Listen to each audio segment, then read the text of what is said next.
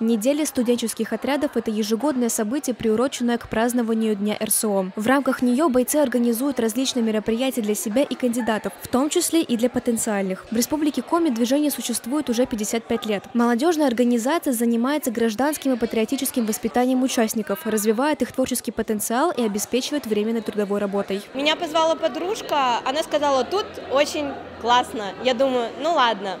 Вступила, и мне реально понравилось, потому что своя собственная атмосфера, свои кайфовые люди. 12 февраля состоялось открытие недели и прошли первые встречи. Перед церемонией в фойе около актового зала организовали ярмарку возможностей отрядов. На площадке бойцы рассказали об особенностях своих команд и их деятельности, представили свои эмблемы и атрибутику.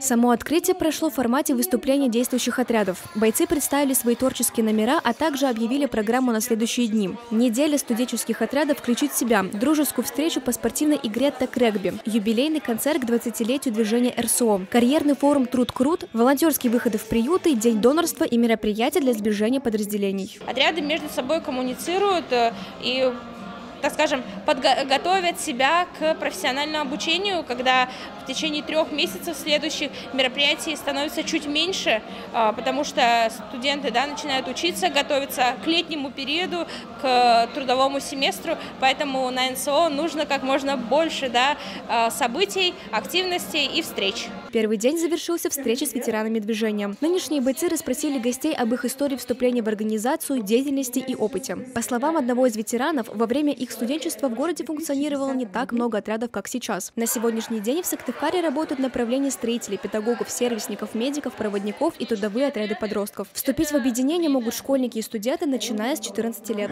Впереди на неделе РСО еще несколько мероприятий, поэтому, если вы давно хотели вступить в студенческий отряд, считайте, момент для этого настал. Без бонусов вы тоже не останетесь. Например, у вас появится форменная куртка. Подробную информацию о том, как это можно сделать, мы оставим в описании. А с вами были Софья Мальцева и Егор Никишин, учебное телевидение СГУ.